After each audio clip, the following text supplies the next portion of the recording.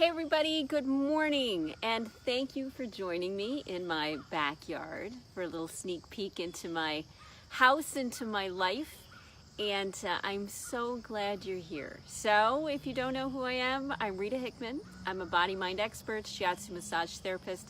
Hey Shayna, great to see you. And my specialty is helping women deal with the consequences of burnout, whether they be IBS, headaches, joint pain.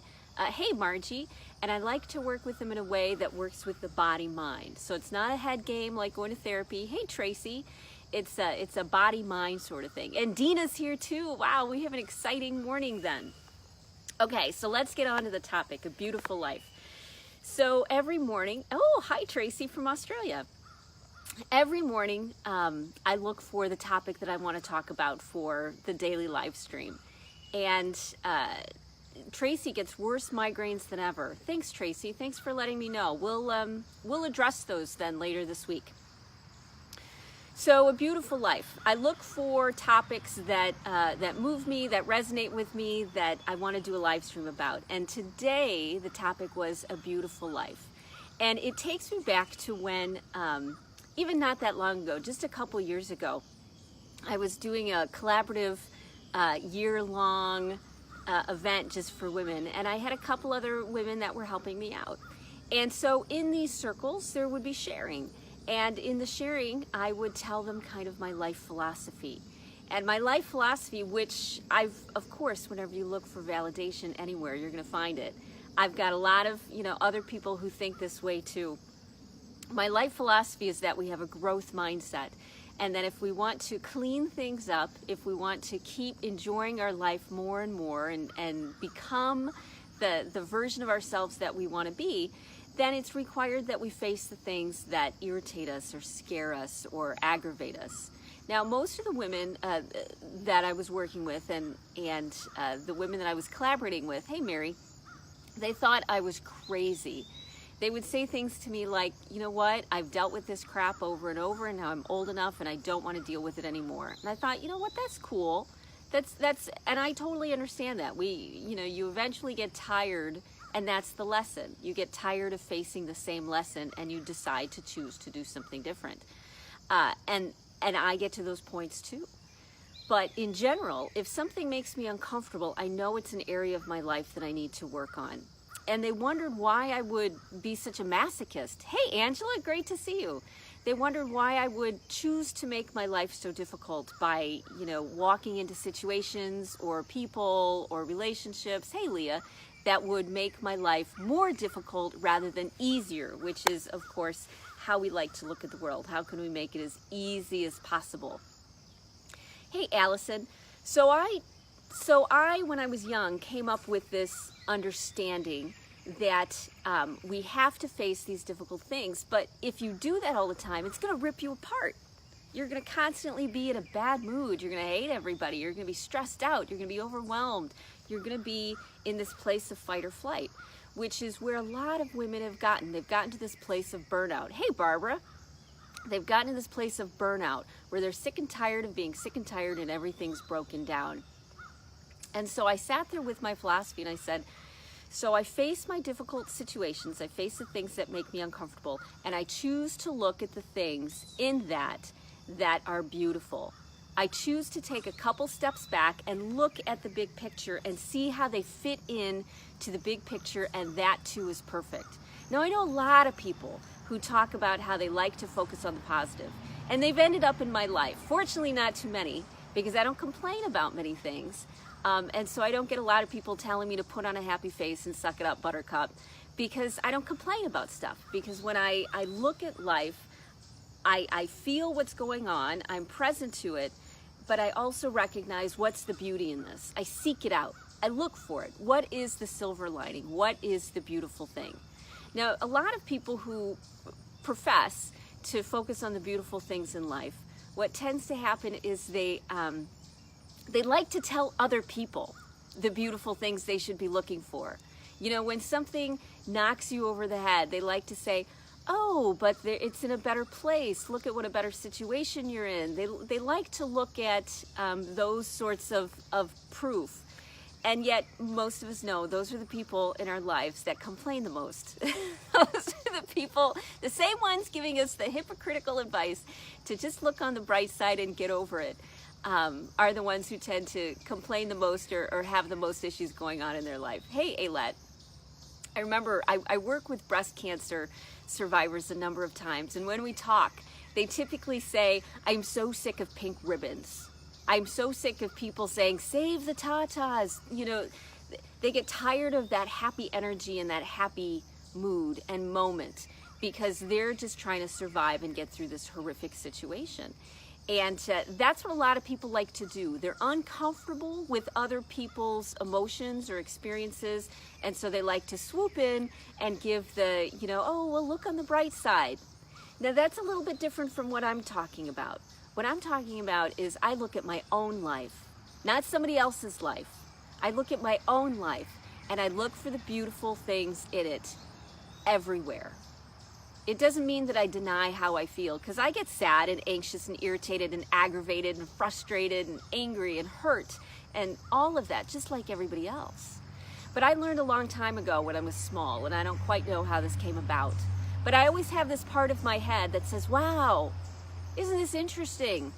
Isn't this cool that you're feeling this? I wonder where this is going to take us. Wow, what a great purge of emotion you're having. Isn't this amazing how strong this feels, this sobbing, or this righteous anger, or this irritation? Isn't this cool and great? Even while another part of me is complaining all the while and saying this is miserable and I hate this and I wish this was just done and I don't like feeling this and this doesn't make me feel good. Even if another part of me is saying that. So looking on the bright side, hey Lillian, isn't about ignoring reality. It's not about ignoring the painful, hard things in life. What it is acknowledging it, embracing it, saying, yes, this is hard. This is tough. You have to feel that first. And after you let yourself feel that frustration and aggravation, then a little bit of light starts to shine through. And you say, you know what? This is taking me to a place that I don't even know, and I'm going to embrace this, and it's magical. And even while you're in the middle of the dramatic, maybe the fight, maybe the blow your top and I'm not going to take it anymore, or maybe it's the achy hip or the achy shoulder. It's not about putting a Band-Aid over it that says, hey, isn't everything great? And it's not about pretending to be happy, because we both know that we all know that when you pretend to be happy, it just rips you apart. And it takes so much work to pretend to look like everything is fine, when in reality, you feel completely screwed up. The way I get around that is I acknowledge and I recognize to myself how I feel. I acknowledge that. I own it and embrace it. And then I look for, and how does this fit into the big picture? How is this too perfect? How is this too beautiful? And as soon as I ask the question, things start to appear in my mind. Have you ever noticed that? As soon as you ask the question, answers will appear. Like, what should I do? And they're not always good answers. Sometimes the answers are, you know what, you should run away.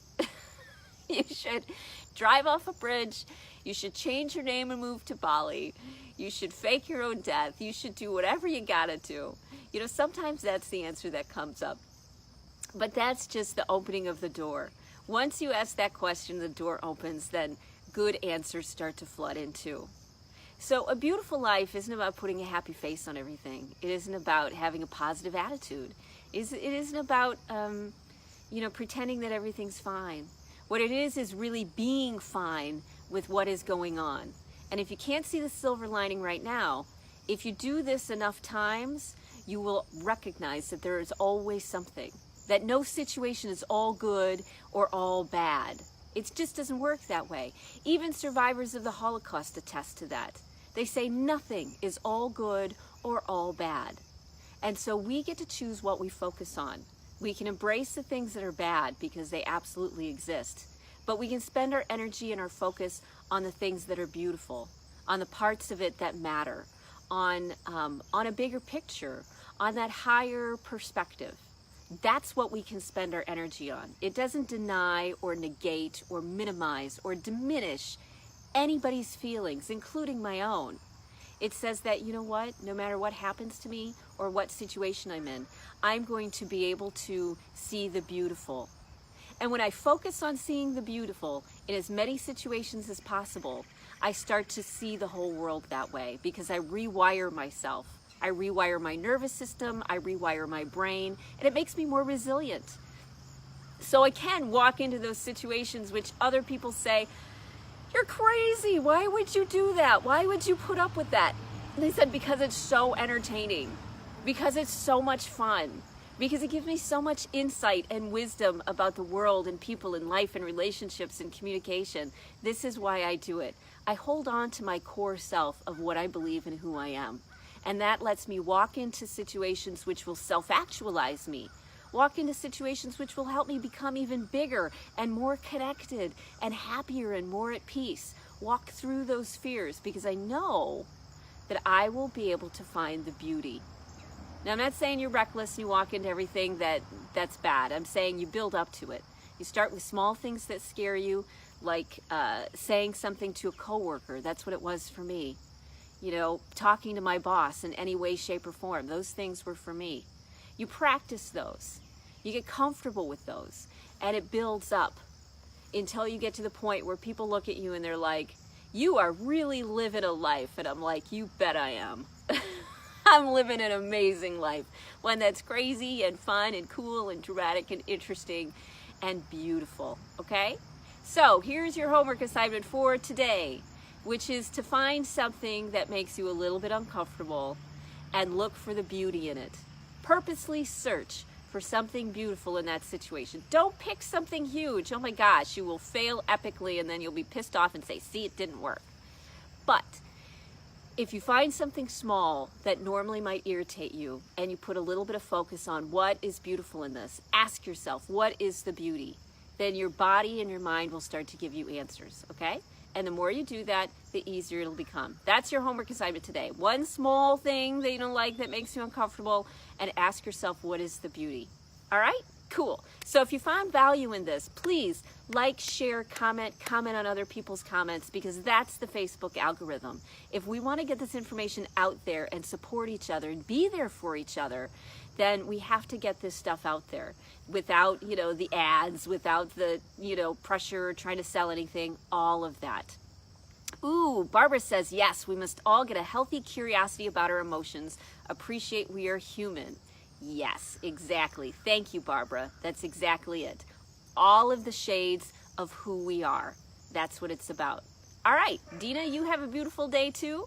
And I will see everybody on the flip side. I'll see you tomorrow. Bye.